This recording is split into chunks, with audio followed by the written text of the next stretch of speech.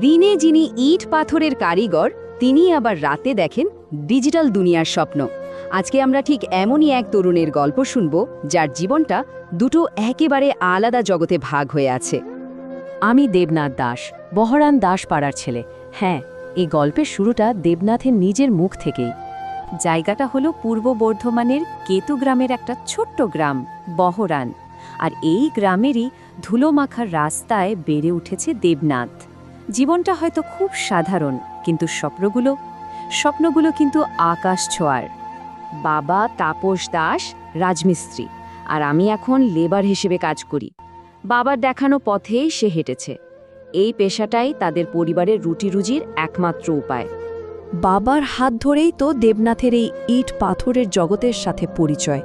একজন রাজমিস্ত্রির ছেলে হিসেবে রোদে পুড়ে আর ঘামে ভিজে অন্যের জন্য ঘর বানানোর লড়াইটা তাকে রোজ চালিয়ে যেতে হয়। সারাদিন ইট পাথরের হাড় ভাঙা খাটুনি, রাতে ডিজিটাল দুনিয়ার স্বপ্ন। দিনের বেলার খাটুনির পর যখন রাত নামে, তখন দেবনাথের জীবনে যেন একটা নতুন অধ্যায় শুরু হয়। ভাবুন তো একবার, জীবনটা যেন দুটো আলাদা স্রোতে বইছে। দিনের বেলায় সে একজন শ্রমিক, ঘাম ছড়িয়ে কাজ করছে, আর রাত নামলেই তার পরিচয়টা পুরো বদলে যায়। তখন সে হয়ে ওঠে একজন কন্টেন্ট ক্রিয়েটর। ফেসবুক আর ইউটিউবের জগতে নিজের একটা আলাদা পরিচয় তৈরির লড়াই শুরু করে।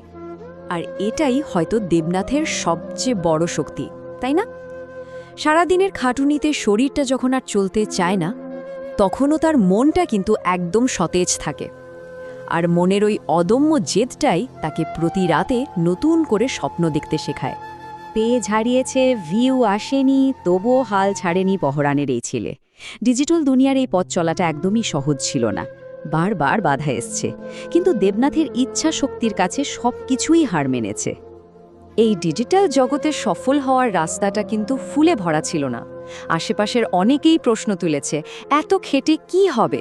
কখনো ফেসবুক পেজ সাসপেন্ড হয়ে গেছে, কখনো বা অনেক খেটে বানানো ভিডিওতে ভিউ আসেনি, কিন্তু কোনো বাধাই তাকে দমাতে পারেনি। আর ওর এই শক্তির উৎসটা কোথায় জানেন? ও খুব গর্বের সাথে বলে, আমি তাপস দাসের ছেলে, হাল ছাড়তে শিখিনি। এই আত্মবিশ্বাসটাই ওর লড়াইয়ের সবচেয়ে বড় হাতিয়ার। ওর যাত্রা পথে ভিউ বা সাবস্ক্রাইবারের সংখ্যা হয়তো সবসময় বাড়েনি, অনেক ওঠানামা করেছে, কিন্তু একটা জিনিস যেটা কখনো কমেনি, সেটা হলো ওর সংকল্প।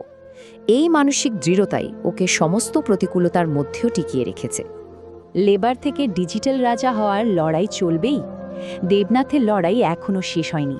একজন সাধারণ লেবার থেকে ডিজিটাল দুনিয়ার রাজা হওয়ার স্বপ্নটা সে দেখে, আর সেই লড়াইটা সে চালিয়ে যেতে বদ্ধপরিকর। এটা শুধু মুখের কথা নয়, এটা ওর নিজের কাছে করা একটা প্রতিজ্ঞা। আজকের পরিশ্রমী শ্রমিকই যে আগামী দিনের স্বপ্নের কারিগর হতে পারে, দেবনাথের এই পথ চলাটাই আমাদের সেই বিশ্বাসটা দেয়। দেবনাথের গল্পটা শেষে আমাদের একটা প্রশ্ন নিয়ে ভাবতে বাধ্য করে। একটা স্বপ্নকে সত্যি করার জন্য ঠিক কতটা লড়াই করা যায়?